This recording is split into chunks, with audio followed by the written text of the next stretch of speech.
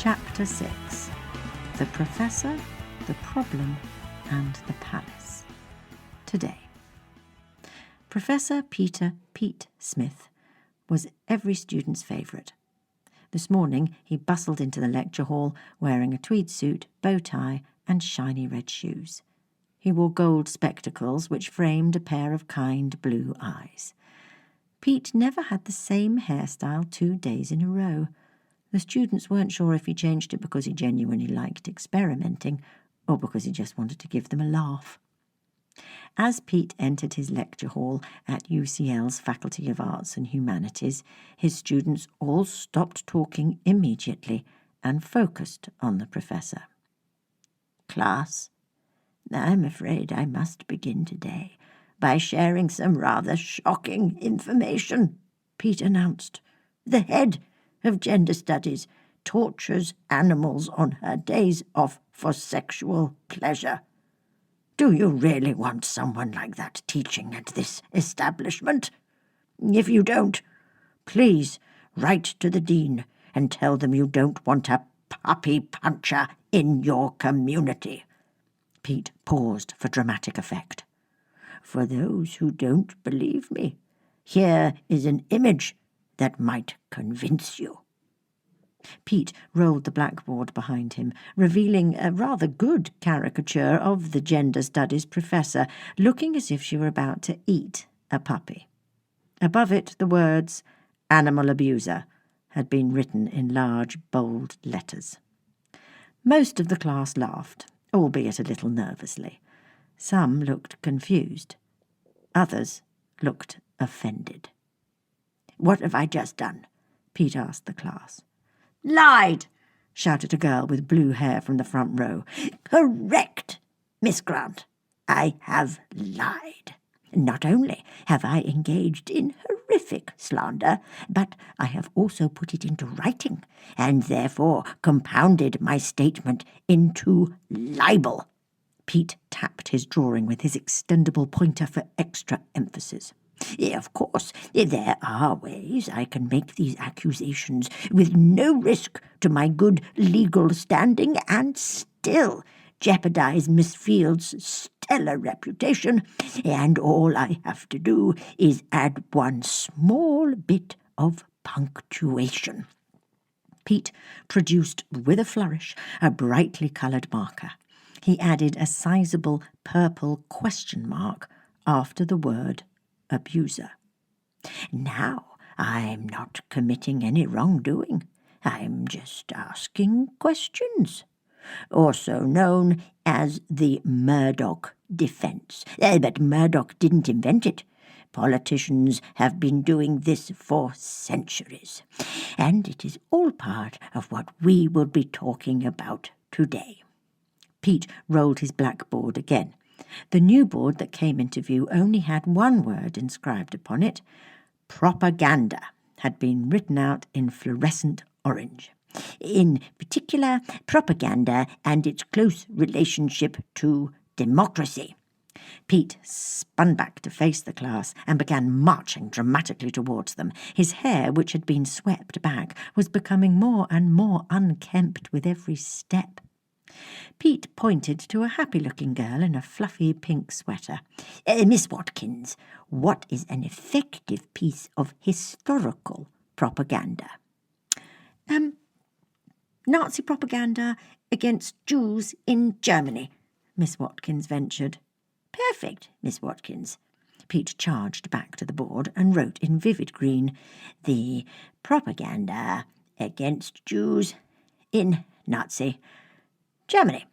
"Okay, Miss Watkins, let's expand.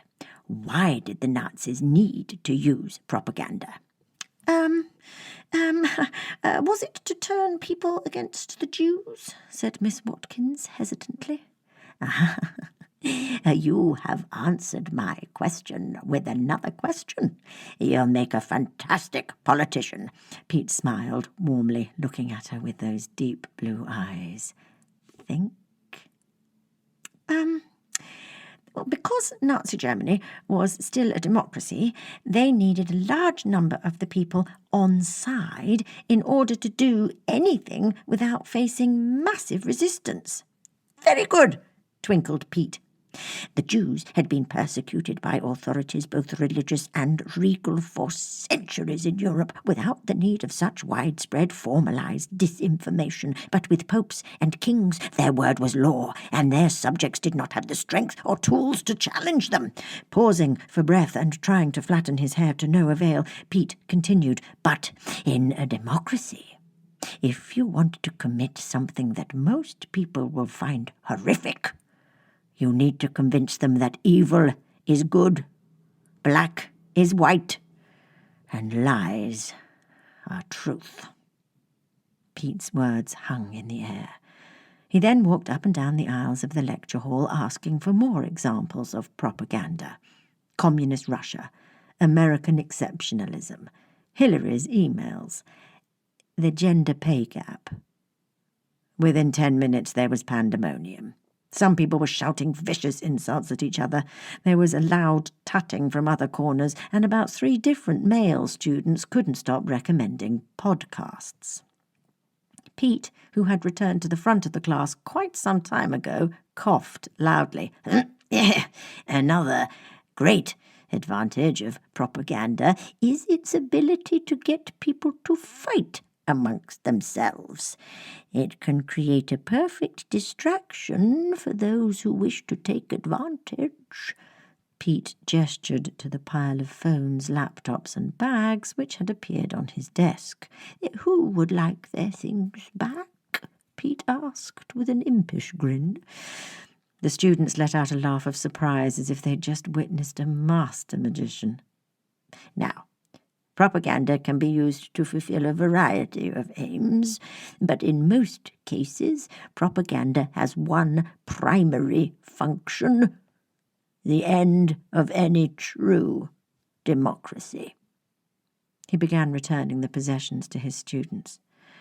"When you change the meaning of words and subvert reality, even the most simple moral problem leaves the populace with an immoral result. A hypothetical example.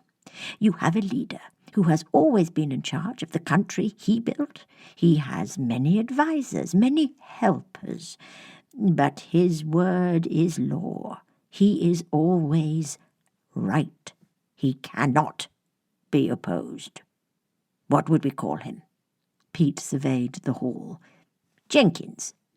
Pete's selection clearly startled Jenkins. His recently returned water bottle fell to the floor.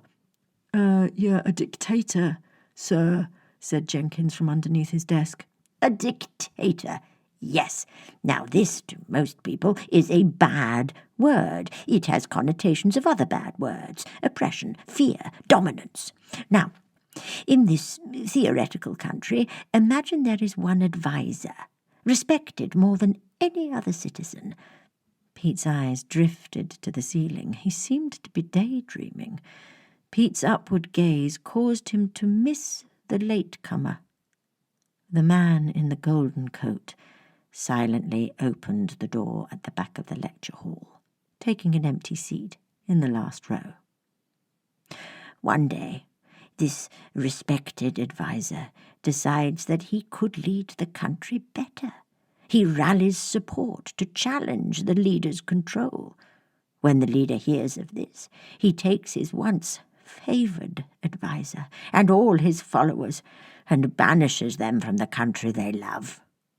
He imprisons them in a place worse than death. Pete looked down, a shadow falling across his face. He looked old for the first time. Unseen to the professor, the man in the golden coat gently shook his head. After a moment of quiet reflection, Pete looked up again, his usual smile returning. "This is a very famous story. You all know it. We are here to study humanity, ethics, philosophy. So I ask you, who is the hero of the story? The leader or his adviser?" A girl in the front row raised her hand. Pete nodded at her. "The adviser. He was the one who stood up for democracy." Pete gave the girl a sad little smile. "You would hope so, Miss Hart, wouldn't you? But all it takes is a little propaganda to turn the adviser into a devil. Are you bringing fire to the people, or are you stealing from the gods?" Miss Hart gulped. Miss Watkins, the girl in the fluffy pink sweater, was scribbling down the professor's every word. He really was a brilliant teacher, and he continued this brilliance right up until the bell rang. "Oh, goodness. That's us done for the day. Where does the time go? Class dismissed." The students filed out, a low hum of chatter filling the air. Pete returned to his blackboard, pulled down his caricature, and began to methodically wipe the board clean.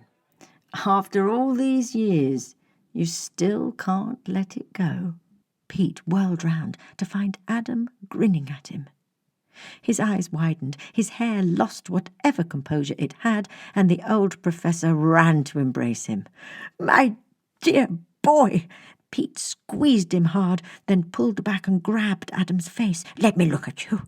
He turned it from side to side, checking it over the way a carpenter might look for imperfections. Satisfied that all was as it should be, he let go. "I feared the worst. When? How? You're here." Tears brimmed in Pete's eyes. Adam's were also looking a little misty. It was good to see his kind face again. "I'm fine." "Where have you been?" "Well, I spent the last 200 chasing a lead through the branches and roots of Yggdrasil. 8 bloody realms, giants and dwarfs and fire." Adam was now pacing up and down at the front of the lecture hall. "You've been away from Earth for 200 years?" Pete asked. "Yeah, I know, right? So much has changed. Have you seen the cars? Amazing. Anyway, it's always the last realm you look. Wasn't until I got to Affelheim that I actually found something useful. So then I had to..." Adam hesitated.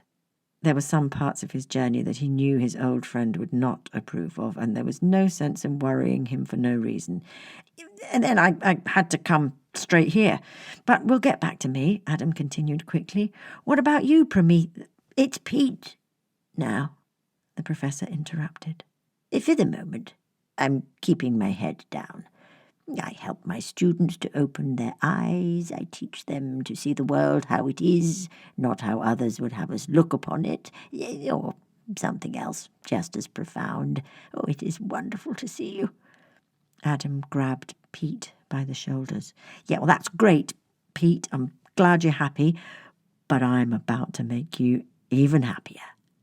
"You found her?" Pete's voice quivered a little. "Yes. A bit. I think I'm definitely closer. That's why I'm here." "We've got a quest," Adam said, a tempting half-smile on his lips. "Yes?" Pete asked. He knew that look.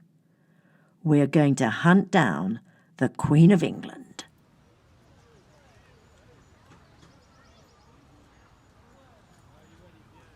The walk to Buckingham Palace was a pleasant one. Adam filled Pete in on what he'd been up to, leaving out a few more details that might get him into trouble, and eventually they found themselves outside the front gates of a large white rectangular building. Adam thought it looked rather conservative for a royal seat. There weren't even any turrets. He assessed the gate's height and stepped back, checking his run-up distance, almost knocking over a tourist as he did so. "I can make it," Adam declared. "No, you can't.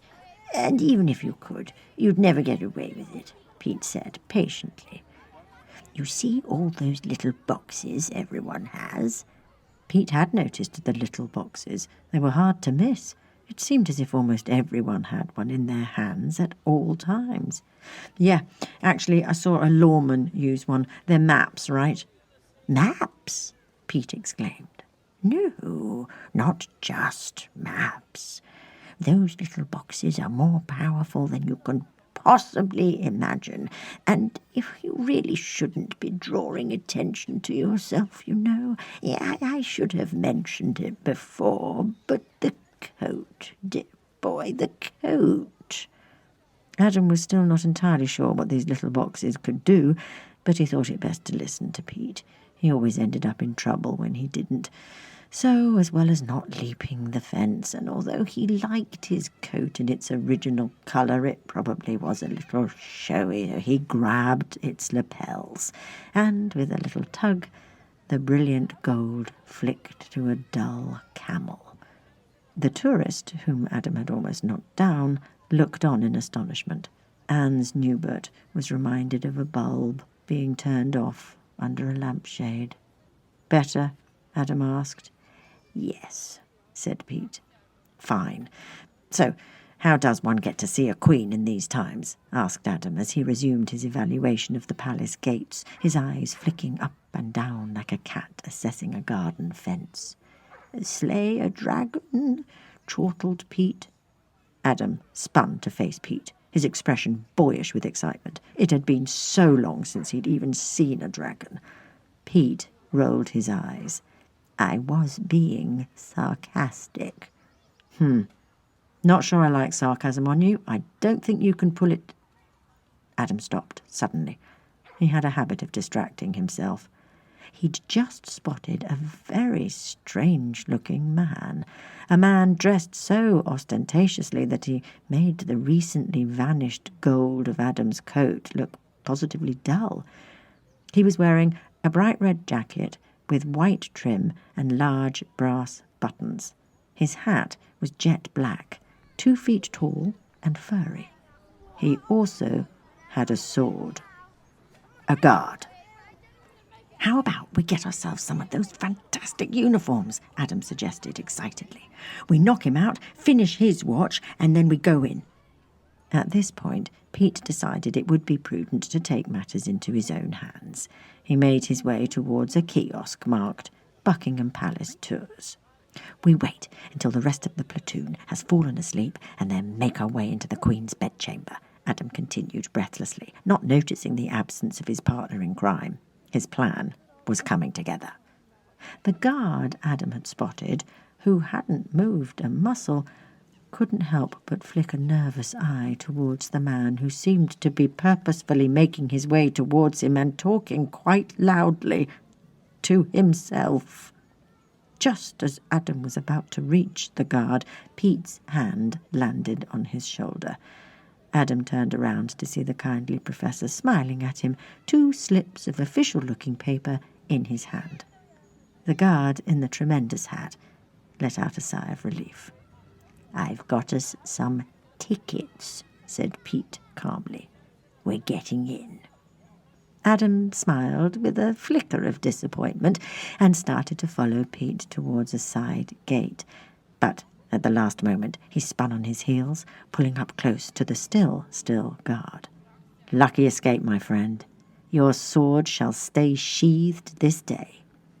I like your hat."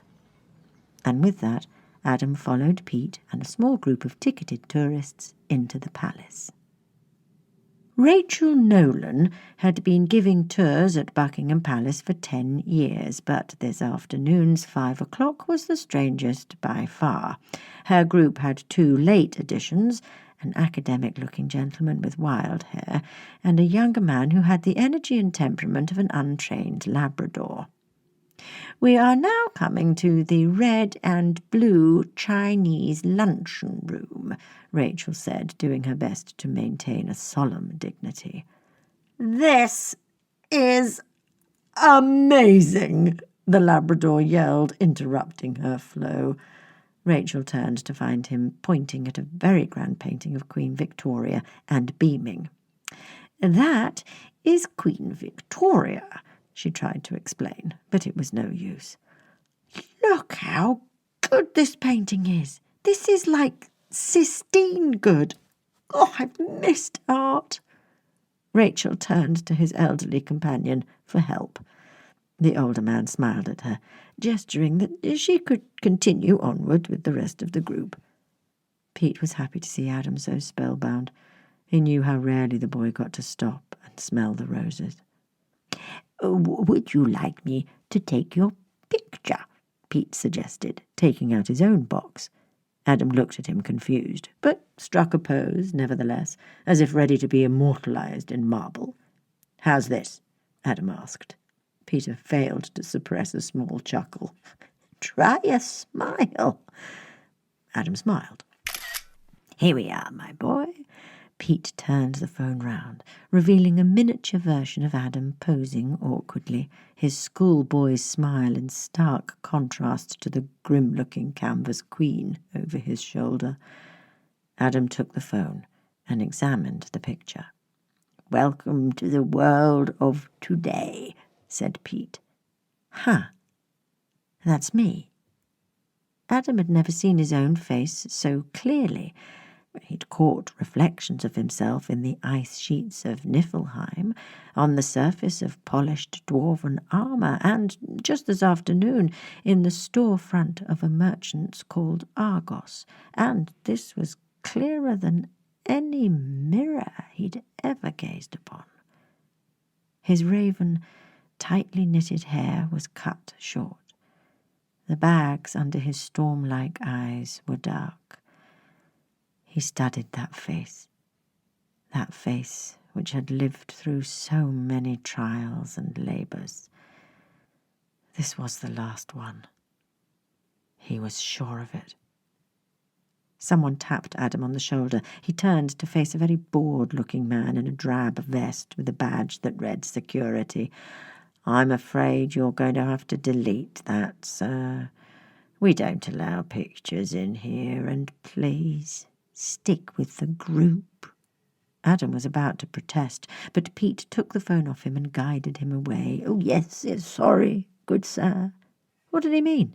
Delete it? "Delete? That's very aggressive," Adam questioned, slightly panicked. "It's all right, we can take another one later." "How many?" "As many as we want." "What? How can they all fit in there?" "They go to the cloud." Adam glanced to the sky out of a nearby window. Amazing. "Come along, my boy. Enough dawdling. I thought we had a quest." The old man's eyes flashed under his gold-rimmed spectacles. The two rejoined the group. Rachel clocked their return and, quashing her desire to reprimand them, ploughed on. "And here we have an icon from 1380 depicting Mary and Babe above and the crucifixion down below. Excuse me, my dear, where does the Queen stay when she's here?" "We were just getting to that," Rachel said, her voice clipped. "The royal family's private apartments are just down the hall." She gestured towards a long corridor. Pete lifted his hand surreptitiously to whisper to Adam. "All right, what's the plan?" But Adam was already bounding down the corridor. "No, sir, you can't do that," Rachel protested. "I'm sorry, he's never been the best at rules," Pete apologised over his shoulder, already chasing after his friend. "Security!" Adam was opening as many doors as he could. So far, he'd found 3 bedrooms, a parlour and a cleaning cupboard. He was beginning to lose hope, until he turned a corner into another lavish corridor. At the end of it stood a large door, decorated in a gorgeous gold-leaf frieze. In front of it, 2 men wearing black suits and stern expressions. "I need to see the Queen," he announced. The 2 suited men looked up in alarm, reaching for their revolvers by their side. Adam leapt into the air. Landing on his hands, he sprung himself between the 2. By the time the men had got their guns out, Adam's feet had connected with the door. The wood around the handles splintered. The door burst open, and Adam fell into an extremely fancy parlour. 3 fat-bellied corgis, who up until then had been enjoying a very relaxing afternoon, began yapping wildly. The 2 suited members of the Royal Protection Squad watched on in horror as the intruder performed a rather graceful somersault before landing flat on his back. He'd arrived at the feet of the Queen of England, who was perched upright on a blue velvet couch. The Queen was remarkably calm, given the circumstances, and continued to sip tea. The 2 red-faced guards drew up their barrels and aimed at her new visitor. The Queen raised her hand. "That will be all, gentlemen, and let that man behind you in on your way out." The Queen gestured to Pete, who had now caught up, his puffed face peering from between the 2 guards. "Ma'am?" Working at the palace, serviceman Trevor Fortescue thought he'd seen everything but this. "Oh, forgive me, did I not enunciate?" said the monarch demurely, the smallest hint of a smile on her face. "Sorry, ma'am, but I wouldn't be doing my duty if I didn't say that this—" Trevor tried, but the Queen gave him a look that made it clear that the matter was over. "If you insist, ma'am." "I do." Trevor moved, allowing the old man behind him to pass. "Thank you," said Pete, as the 2 guards begrudgingly left the room, carefully closing the now damaged door behind them. The paperwork on this one would be a nightmare. The Queen looked at Adam, who was still sprawled out on the floor. "I think you can get up now," she said, her smile widening. "Our apologies, Your Majesty," said Pete, bowing his head slightly. "Yeah, I wouldn't have barged in like that if it wasn't very—" "Don't be ridiculous," the Queen interrupted, taking another long sip of her tea. "I've been waiting to meet you since the coronation." You've been listening to Evergreen, Chapter 6, written by Sam Russell and read by Catherine Russell. If you enjoyed it, wherever you're listening, please subscribe, give us a like and a review so we can get this story into more people's ears. And if you really liked it, you can support this project on our Ko-fi page. All the details are available on our Twitter, @EvergreenBook1. The next chapter will be available on Monday the 23rd of August. Thanks for listening. Hi, Sam Russell here. If you enjoyed that chapter, we've got our next one coming up in 2 weeks' time. But if you can't wait till then and you want some more audio fantasy, we've got a recommendation for you.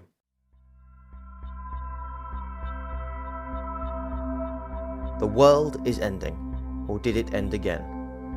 You think someone would have bothered to tell them. The Tales of Sada Emedu follow the lives of characters living in the threat-blind capital of a dying world as they try to live their lives and keep their city from falling into chaos. All of this whilst dealing with revolutionary politics, interstate competition, technological disruption, and the daily challenges of the weird and wonderful world of Ursad Larkley, the land of no return. You can find links to the Tales of Sada Emedu in the show notes, but you can also find them on Apple, Spotify, or wherever you get your podcasts. Give it a listen. We love it.